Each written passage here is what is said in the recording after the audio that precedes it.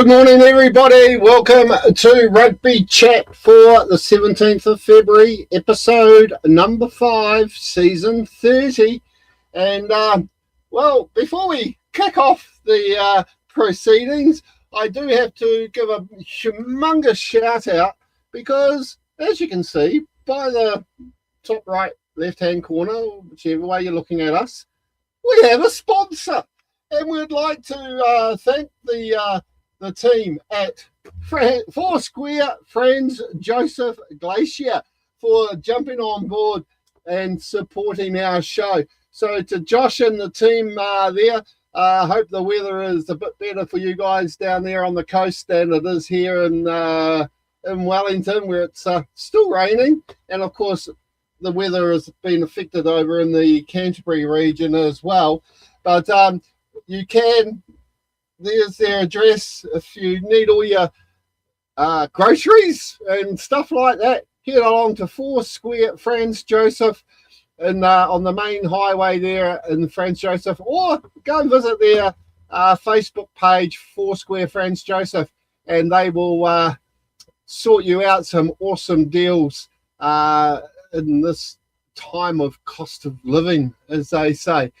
But yeah. Welcome aboard, Josh and the team from Foursquare.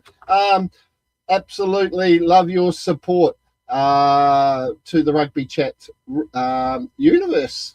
So, yeah. So, basically, what have we got on today? Wow. We have plenty to look forward to today. We've got Super Rugby. We've got Six Nations. Have a look at who might have picked up a couple of gongs this week. At award shows and stuff like that. I do know that young Mike is remote today, so hopefully he'll jump on at some point. But otherwise, we'll just literally jump straight into it and have a look at last week's results. And, well, after last week, and we're thinking about what's been going on, yes, both Mike and I did go for the Highlanders to get up over the Crusaders. Oh, my God, what a game. But it was a bit scrappy, let's be honest about it. I was looking at stats for the game, over 80 kicks. I mean, are we starting to play rugby like the Europeans now, or the British, you know, kick, kick, kick. Not a lot of running, but, you know, some good meters made for people in fantasy teams and all that sort of stuff. But, yeah, huge win for the Highlanders, getting up there 25-23. Footnote, the Crusaders have lost 3 opening games before and gone on to win the championship. So I guess we don't count them out. They did walk away with a bonus point. And then in the next game there, well...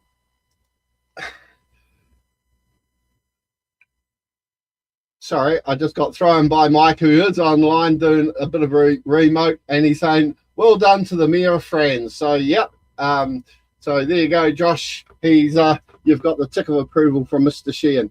The Waratahs, though, pre-season, we were all about the Reds, weren't we? And they just haven't fired a shot. Are they waiting for Vern Cotter or something? Or is Les Kiss just gone, I've got the big job with the Wallabies now and not really putting much effort into the Reds? It's an interesting conundrum because the Reds have a good team, but the Waratahs, well, they've staked their claim for a good season, taking out the win by 36 points to 12. Their first win in Sydney against the Reds in 10 years. So the Waratahs are looking, you know, the goods at the moment. And then, of course, on Saturday, both of us, Mike and I, both went for the Drua. But Moana Pacifica showed up and did the business, including the 3 tries from Miracle Whanalangi. He stamped his name on that captaincy armband, and Moana get their first win in Fiji. So it was like, wow, 40 points to 26. And as Mike has said, yes, only picked 3 out of the 5. I am the same because, yeah, I dropped the Western Force as well. But the Chiefs, they got a late try against the Blues there, and took out that. And I will come to this game after we've just quickly gone through these results, because there was one incident there which people have been talking about, and even I looked at it and thought, I didn't think you could do that. But anyhow, the Chiefs, they walk away with the win over the mighty, mighty Blues, the champions of the world at the National Stadium. And but then the Brumbies, well, they definitely bounced back from their 30-point thrashing by the Western Force to get a big, big win over the Brumbies, over the Force in Perth. So if we go to the next page, we'll have a quick look at how that stacks up with the standings after week 1. And of course, the Brumbies on top with that big win. The Waratahs on top. This is starting to look like early season last year. Literally, the Brumbies and the Waratahs and all them were at the top. It's when they start playing the Kiwi teams, you start seeing them slide down. So, but as you can see there, the top 6, 3 Kiwis, well, 4 if you count Moana Pacifica, and the 2 Aussie teams.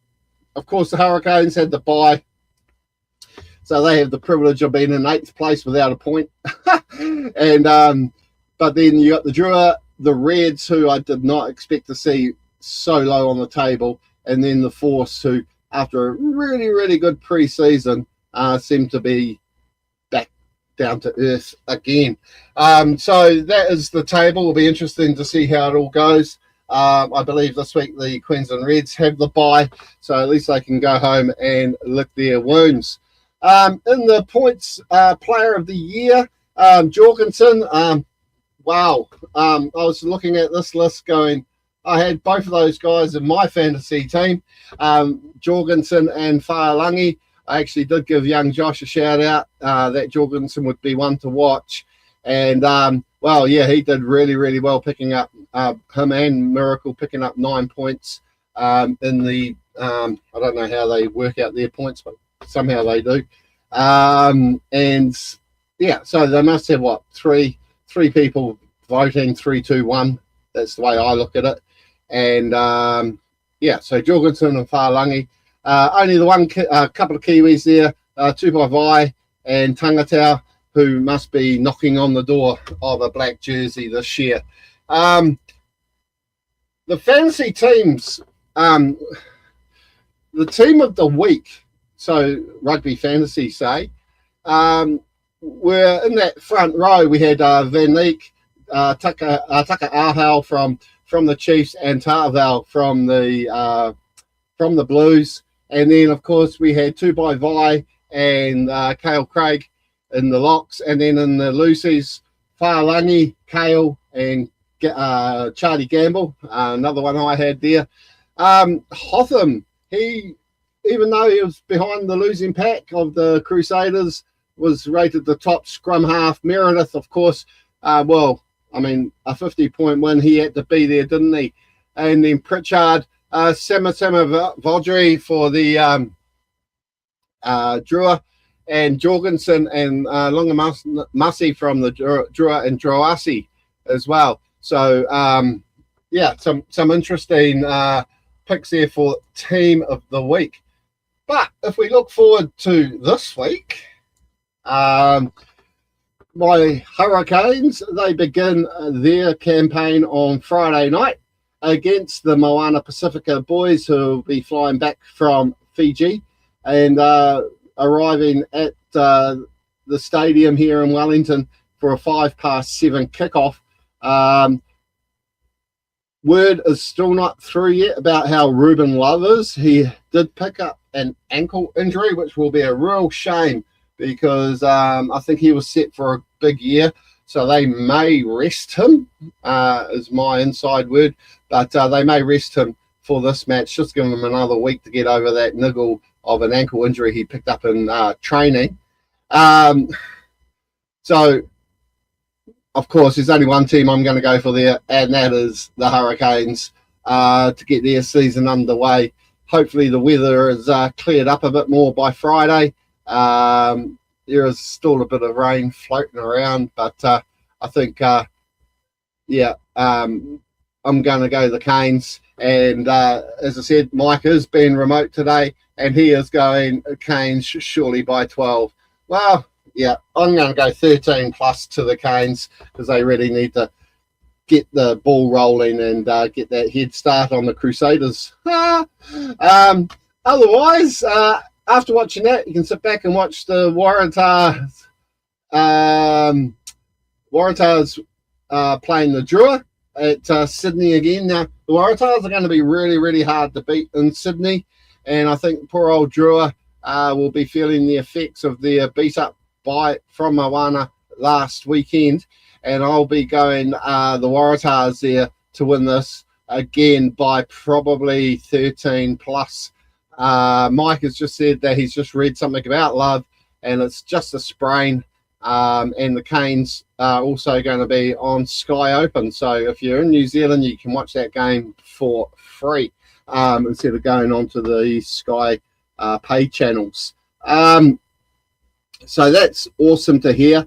And then, of course, so after that, we all then sit back and we wait to see what happens on Saturday. So we've got 2 games on Saturday and then a game on Sunday. But first up, we've got the Highlanders and the Chiefs. Wow, this is a big game. Can the Chiefs back up? I mean, they had a tight win against the Blues. The Highlanders had a tight win against the Crusaders. But the boys in Dunedin must be flying high. Remember, last year, they lost several games where they just lost. You know, they didn't get thrashed. They were just picked at the post. I think I would have to go the Highlanders here. And I'm going to go 12 and under.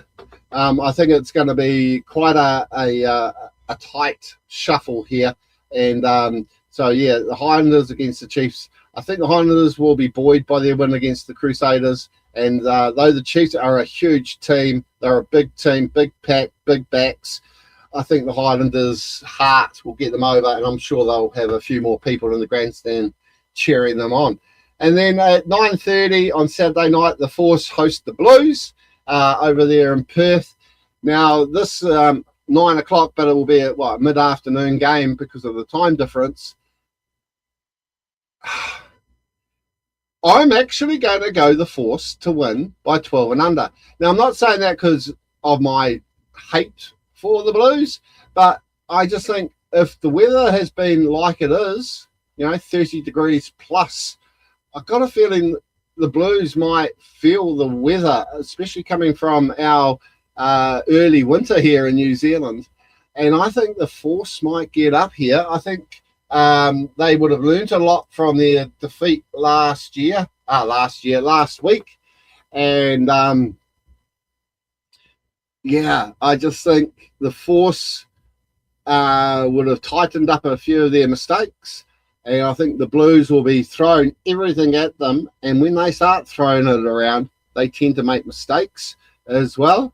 And I think the Force will be there to pounce. So I'm going to go the Force 12 and under. So there's my upset for the week. And then, of course, Sunday afternoon, we've got, I love Sunday afternoon rugby. We've got the Crusaders at Apollo Project Stadium. The new ground isn't open yet. That doesn't open until Super Round and Anzac weekend. But the Crusaders, Brumbies, I mean, this is a final in itself, isn't it, in years past? But the Crusaders, they will be absolutely spitting after losing that game last weekend. And but the Brumbies, well, they'll be, a big trip to come all the way back from Perth. And but these teams are used to the big travels now. So I'm going to go the Crusaders to win 12 and under again over the Brumbies. But Mike, in the Force game, he's going the Blues to win by 6+. That's my point. It's like, it is going to be more. And, of course, we had to break the deadlock because we've been going the same. Well, he said the Blues, I've said the Force. And now Mike is saying the Brumbies by 10 or less. So we've got two major games to round out round 2 of the competition. Now, as I said, we did have that issue on in the weekend where Tumaivai scored the try. You remember, he jumped over the Blues pack, and Super Rugby has reviewed it, and the reviewers come back, and this is going to annoy the Blues fans, because the decision to award a try to Chiefs player against the Blues, the review concluded that Vaia's actions constituted leaving the ground to avoid a tackle rather than simply diving forward to score a try, and that as a result, the try should not have been awarded. And apparently, for clarification, the World Rugby Rule 3/2022 states, in principle, in a try-scoring situation, if the action is deemed to be a dive forward for a try, then it should be permitted. If a player is deemed to have left the ground to avoid a tackle, or to jump or hurdle a potential tackler, then this is dangerous play and should be sanctioned accordingly. Now, I know that we do talk about TMOs and interference and all that, but it was very obvious that he jumped over that pack.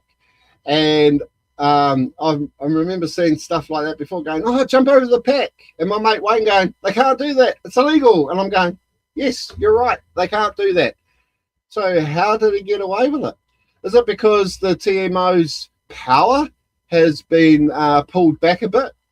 But then, you know, you question stuff, because that was like in a major ruck mall area type scenario. And then Mike brings up the interesting one, that what about everyone who dives into the corners and scores a try? Well, fair call. They are jumping over a tackle. So, and I hate actually seeing this, because the players end up being on the corners, they're diving for the corners, they've got, 50 metres to play with, and they want to try and do that amazing dive in the corner by the flag. So 9 times out of 10, watch the games this weekend and see how many guys go for the corner and dive over a tackler. It's something that will be worth keeping an eye on, won't it? So there's our controversial bit of the week. Quick note, Richie McCaw, captain fantastic for the All Blacks, Crusaders, Canterbury, last night was inducted into the New Zealand Sports Hall of Fame. He had a great little speech. To me, it went on a little bit long, but he had a great little speech. And so congratulations to Richie McCaw joining the other rugby players who are in New Zealand's Sports Hall of Fame. I think it's about 170 odd people in that now, going back way back when, and that's awesome to see. And of course, the other big gong of the night went to the Blackfern Sevens, who took out New Zealand's Team of the Year, which was pretty good. Now, there is some controversy here as well. When singing a song, a sporting moment, I felt quite sad for the nominees that were nominated for this award. You know, you had skiers, runners, golfers, motorsport, guys that did stuff that made New Zealanders proud. Now, no poo-pooing on it, but Ronnie Clark, great voice, but singing the national anthem at an All Blacks test match, and then the tears of Caleb Clark. Is that a sporting moment? You tell me. You tell me if that is a sporting moment. Because to me, it was a singing moment. It was a emotional family moment. But was it a sporting moment? I I've heard some national anthems sung in the past that you've gone, well, that's pretty good. But would you give it an award for the best? I know the public voted for it, and there are 1 million people in Auckland who would have voted for it. But yeah, I think if moving forward, if they have these moments, it should be highlighting the physicality of the players. I might have people there go, oh yeah, but look at Caleb Clark, he scored a try straight after it. Yeah, the try might have been a sporting moment if it was the try to win the game, a tight match, but that's just my thoughts. So anyway, we will move on. And of course, now we've got the Six Nations happening. And Italy, wow, weren't they bloody awesome? They really took it to the Irish in the weekend, going down by 20 points to 13. So they pick up a loss bonus. Did pick it myself, and I ended up being 3 from 3 here because the mighty Scots, oh, what a wonderful win by them at Murrayfield to win the Calcutta Cup. England haven't won there since, I think, 2010 or 2000 or something crazy. But huge win to the Scots, which has now seen them go to the top of the table. Ended England's 13-match winning streak. And, yeah, so after last week's defeat to Italy in the terrible conditions, you've got to admit, in Rome, but they've bounced back. And after a loss, who would have picked them to be on top of the table? Exactly. And then, of course, poor old Wales. Please comment below. Tell me what you think. What can we do as a rugby nut person, as fans of rugby? How can we get the Welsh back to where they were in the glory days? I mean, even the All Blacks have bad days, you know. The Wallabies have bad days. South Africa have bad days. But they, in the famous words of Steve Hansen, they flush the dunny and move on and improve. Poor old Wales, there's just something not happening. Is it their club format competition? Is it their development? They've got good players, but they're absolutely getting trounced. And you have to say, just give them the wooden spoon now, because I believe the Italians are going to give them a bit of a tickle up as well. So if we look at that table, though, after the French huge win, they are now on top of the table. Scotland were. But Scotland there in second place, followed by England. Italy doing really well in fourth place. Ireland, even though they've picked up their win, are down in fifth. And, of course, Wales are there. So it's quite a, what do you call it, a exciting time to come. And I'll just bring it up because I do have the games for this week. Oopsie daisy, wrong one. Where are we? Games, fixtures, here we go. So this weekend we've got England taking on Ireland at Twickenham. I will call it Twickenham because that's what it is. New Zealand time kickoff is 3 in, and this is going to be a make or break for both teams. I think this is going to be a battle royal, and I think.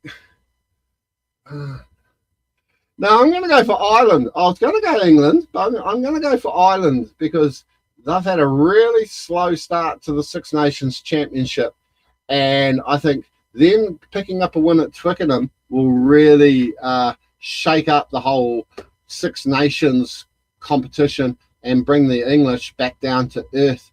Meanwhile, Wales will be hosting Scotland at Murrayfield. At Cardiff, and that's on at 5:40 New Zealand time Sunday morning, which will be great because you get up, have a cup of coffee and watch the rugby. But Scotland, you've got to say they're going to win this by 20 points, only because Wales are so bad at the moment. And then, of course, there are a couple of other matches on at the moment. The European Cup is on Sunday as well. midnight, Georgia plays Spain, Belgium take on Germany, and then we've got Croatia making an appearance in the women's rugby against Georgia. And then Six Nations, Monday morning, 4:10, we have the French hosting the Italians. France will win this, but Italy have been really, really good against France. They've beaten France. Can they beat them again? Who is France going to put out? Are they going to put out their top 15 again? They'll be mad not to, because if they get tipped up by the Italians, wow, will that make news headlines around the world? But I think France will win this 13 plus.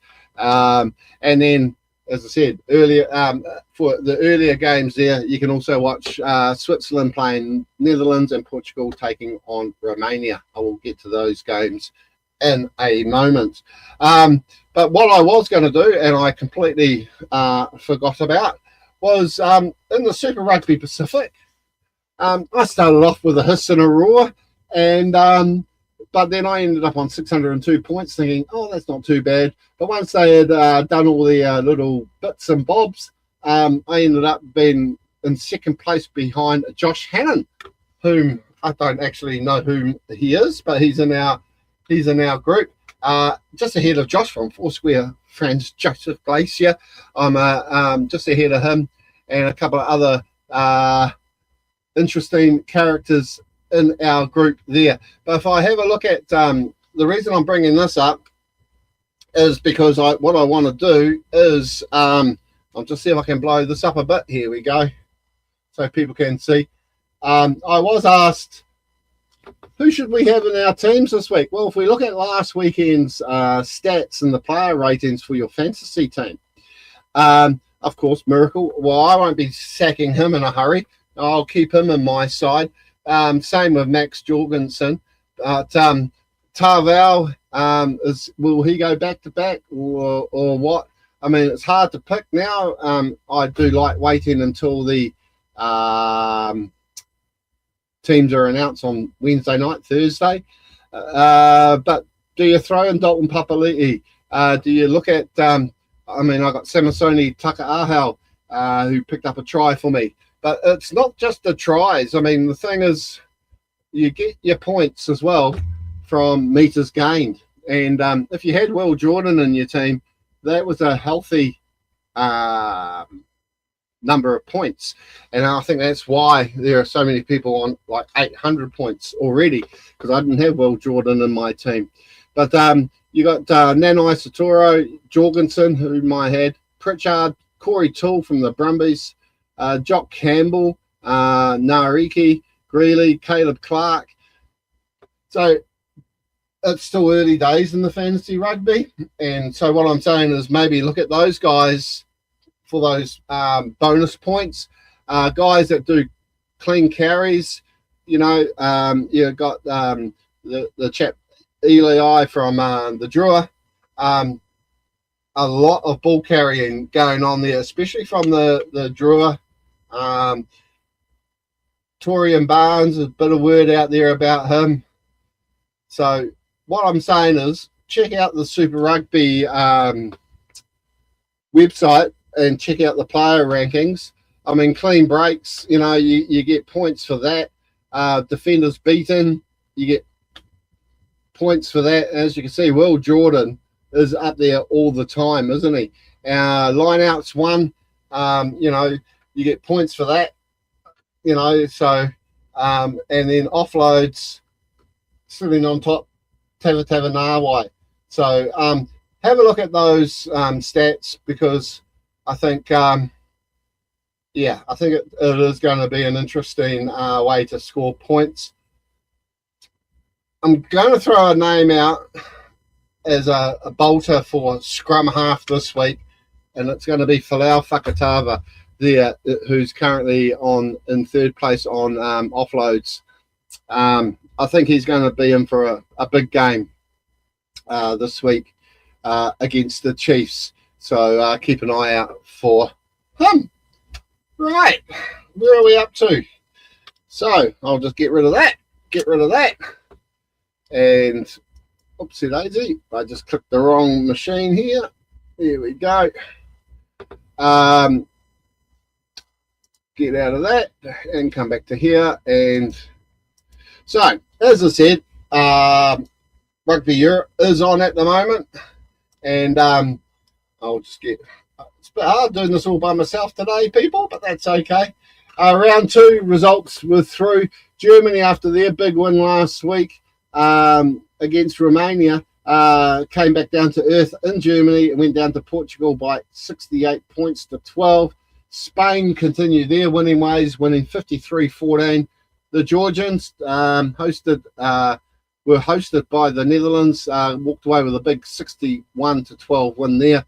And Romania, they got up over the Black Devils of Belgium by 23 points to 6. So how does that affect the tables after round 2? In Pool A, you got Georgia and Spain clearly out in front. They'll be making the finals with Netherlands and Switzerland playing off for that wooden spoon. And in Pool B, you got Portugal, Romania, Germany and Belgium. A bit more tighter there, but I expect to see the Romanians bounce back against the Portuguese when they play them. And lastly, but not leastly, because it tends to be a shorter show when I'm doing it by myself, the world rankings. Well, Scotland are back in the top 10 quite comfortably now, just ahead of Italy. Poor old Wales, they are still languishing down there.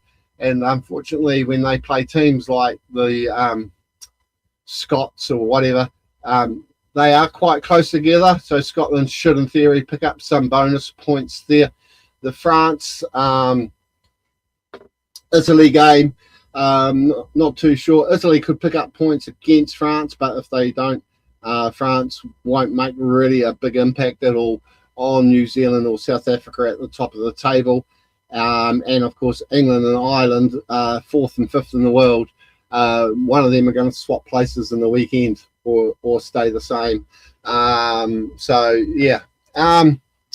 We've already done the team of the week, so that's all good.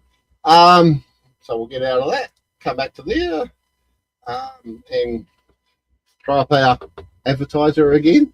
But yes, any questions about what we've said, what we've done? It's sort of like, it's been a busy morning. Looking forward to all the upcoming rugby. As soon as the teams are announced for this week, we'll get them out to you. All I have to probably say in finishing the show today is go the mighty Hurricanes this week in game 1 for Super Rugby 26. And again, to everybody, we'll be back for a bigger show, if not later in the week, this time next week. But you never know, we may even come in on Friday and have another good look just at the Super Rugby squads. If you'd like us to do that and go over who's in what team when they're announced, please just drop it in the comments. And if we see it, we'll have another show. So thank you for watching. And until I see you guys on the next show, cheers. And also to Foursquare Franz Joseph. Yeah, it's all good. And just lastly, Heartland draw, not that far away, people. Okay. As soon as we get that, we'll bring it to you. So until next time, catch you all later.